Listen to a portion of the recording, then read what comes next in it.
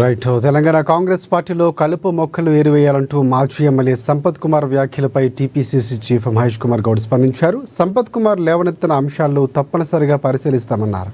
ప్రతి పార్టీలోనూ ఇలాంటి కలుపు మొక్కలు ఉంటే ఉండవచ్చునని, తమ పార్టీలో కూడా అలాంటి కలుపు మొక్కలు ఉన్నట్లు నోటీసులకు వస్తే గనక వాటిపై ఖచ్చితంగా చర్యలు తీసుకుంటామన్నారు. కలుపు మొక్కల పేర్లను సంపత్ కుమార్ ఇస్తే వాటిపై కూడా విచారిస్తామని తెలిపారు.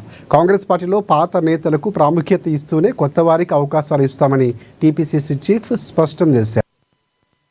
కాంగ్రెస్ పార్టీ ప్రజాస్వామిక స్వేచ్ఛ కలిగిన పార్టీ. ఒక ఏఐసీ కార్యదర్శి సంపత్ గారు లేవరెత్తిన ప్రశ్నలు డెఫినెట్గా పరిశీలిస్తాము. ప్రతి పార్టీలో ఇలాంటి మొక్కలు ఉంటే ఉండొచ్చు. మా దగ్గర కూడా అలాంటి ఏమైనా మా నోటీస్కి వస్తే డెఫినెట్గా దాని మీద విచారిస్తాం.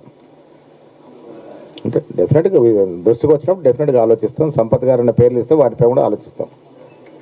కాంగ్రెస్ పార్టీ మహాసముద్రము, పాత కొత్తల కలయికతో ముందుకు పోతుంది.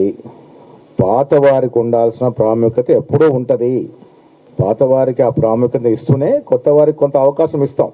కొన్ని సందర్భాల్లో రాజకీయ అవసరాల కోసం కొత్త వారికి అవకాశాలు ఇస్తాం. ఎన్నికలకు మీరు చూశారు, చాలామంది ఇతర పార్టీ నుంచి సీనియర్లు మా పార్టీలో చేయడం వల్ల కొంత మార్పు వచ్చింది. దాంట్లో అనుమానం లేదు. అలాంటి వారికి కూడా అవకాశం ఇచ్చాం. దానివల్ల పాత వారికి ఏం అవకాశాలు ఉండకుండా పోవు. పాత వారిని ప్రయారిటీ ఇస్తూనే కొత్త వారికి కొత్త అవకాశాలు ఇస్తాం. కాంగ్రెస్ పార్టీ ప్రజాస్వామిక స్వేచ్ఛ కలిగిన పార్టీ.